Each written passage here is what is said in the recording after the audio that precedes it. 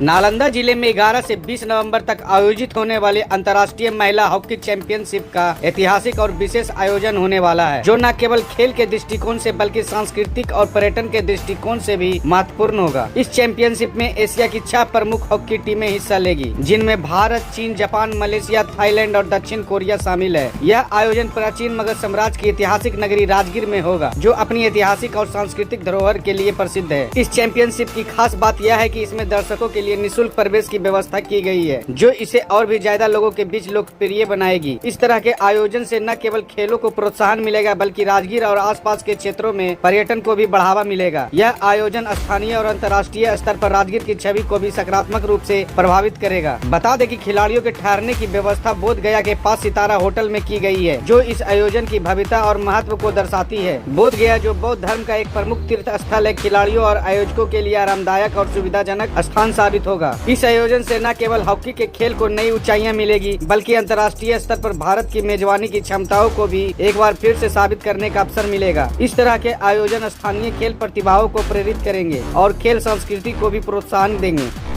हाँ, देखिए, अभी बिहार सरकार के स्पॉन्सरशिप में women's Asian hockey championship 2024 Rajgir में आयोजन होना है 11 नवंबर से 20 नवंबर के बीच में। इसमें जो 6 टीम्स भाग लेंगे एशिया के विभिन्न कंट्रीज़, उनके टीम्स के रुकने का स्थल गया और बोधगया चिन्हित किया गया है। हम लोग जानते हैं कि गया और बोधगया अंतर्राष्ट्रीय स्थल है, जिसमें अंतर्राष्ट्रीय पहचान की कई संस्थानें हैं, और उसको बढ़ावा देने के लिए, उसको और बेहतर ढंग से अंतर्राष्ट्रीय स्तर तक पेश करने के लिए इस खेल और टूर्नामेंट को इस्तेमाल और प्रयोग करने का निर्णय सरकार ने लिया है। खेल के बढ़ावा देने के साथ साथ टूरिज्म को भी बढ़ावा देने के प्रयास हम लोगों ने किया है। सरकार के निर्देश के आलोक में सभी टीम्स के स्वागत के लिए जो हमारे पहचान है महाबोधि मंदिर और अन्य बुद्धिस्ट स्थलों का प्रयोग करते हुए, उसके साथ साथ प्रचार करते हुए हम लोग स्वागत के और जो एक फेस्टिव एटमॉस्फेयर में लोगों के यानी टीम्स के आगमन और स्टे रहें, इसके लिए सभी व्यवस्थाएं सुनिश्चित की है। स्वागत की व्यवस्थाएं एयरपोर्ट में, होटल में और उनके संभावित भ्रमण स्थल महाबोधि मंदिर इत्यादि में कराई गई है। एयरपोर्ट में, जैसे मैंने कहा, स्वागत के लिए ट्रेडिशनल इंडियन स्टाइल में तुरही ट्रूप के माध्यम से, किलकारी के बच्चों के माध्यम से मधुबनी स्टॉल्स दिए जाएंगे, और उनके अपने ट्रेडिशन में भी, बुद्धिस्ट ट्रेडिशन से भी बाल लामा रहेंगे, और उनके अपने ट्रेडिशन में जो चाइना का ड्रैगन डांस हो, कोरिया का अपने मोनास्ट्री के माध्यम से स्वागत हो, इस प्रकार की एक भव्य आयोजन के माध्यम से उनका स्वागत कार्यक्रम एयरपोर्ट में और होटल में रहेगा।